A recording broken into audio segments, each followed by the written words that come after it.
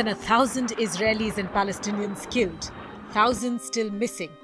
Buildings in the Gaza Strip reduced to rubble. It's the deadliest escalation of the Israeli-Palestinian conflict in decades.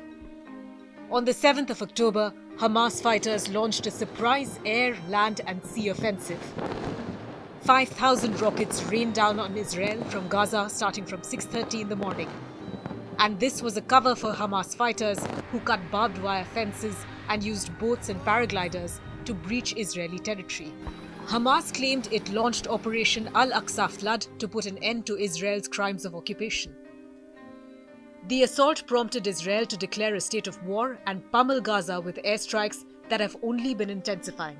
Prime Minister Netanyahu vowed to destroy Hamas's Gaza strongholds and turn them to dust. Tensions between Israel and Palestine did not happen overnight. They have been simmering for decades.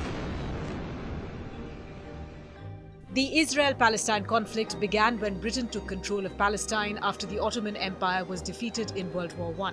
The tensions grew between 1920 and 1940 when Palestinian Arabs opposed the relocation of Jews in the area. In 1948, British rulers left the area, unable to control the conflicts, and created a catastrophe in Israel, forcing Palestinians to flee. They fled to Gaza, the West Bank and neighboring Arab countries, and the Palestine Liberation Organization was created in 1964. In 1967, Israel defeated Egypt, Jordan and Syria in a 6-day war and claimed Jerusalem as its capital. The late 20th century witnessed the emergence of two intifadas, or uprisings, as responses to Israeli occupation. The first intifada was in 1987 and the second intifada raged between 2000 and 2005 after Ariel Sharon's visit to the Al-Aqsa Mosque compound. The Al-Aqsa Mosque is revered by both Muslims and Jews. In 2005, Israel unilaterally withdrew from the Gaza Strip.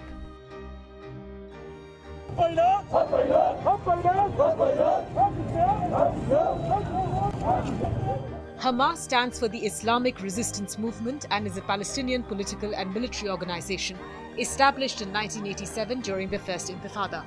It originated as an offshoot of the Muslim Brotherhood and has a dual agenda: to govern the Gaza Strip and to pursue the liberation of Palestine through armed resistance. Hamas does not recognize Israel's statehood and remains firmly opposed to the Oslo Peace Accords. Instead, it envisions a Palestinian state within the 1967 borders, and it employs violent means, such as attacks on Israeli soldiers, settlers and civilians, to achieve this goal. The United States, the European Union, Canada, Egypt and Japan designate Hamas as a terrorist organization due to its use of violence, including suicide bombings.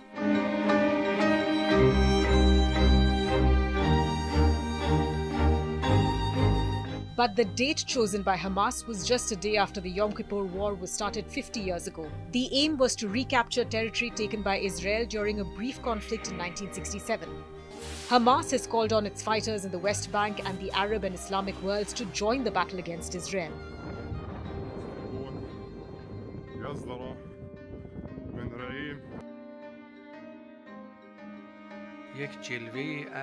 Hamas appears to have close ties with Iran. It is often described as an extension of Iranian influence in the region. Iran has been a major supporter of Hamas, providing financial assistance and military hardware, especially missiles and drones.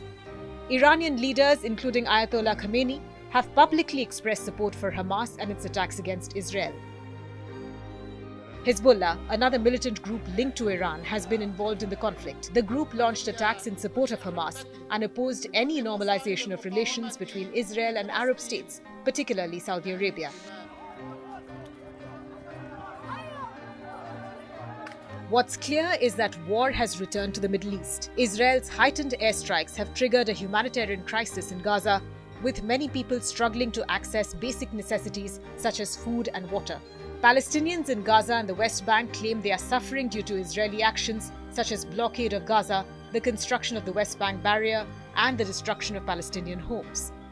Israel has cited the right to defend itself as Palestinian militants carry out attacks on Israeli civilians.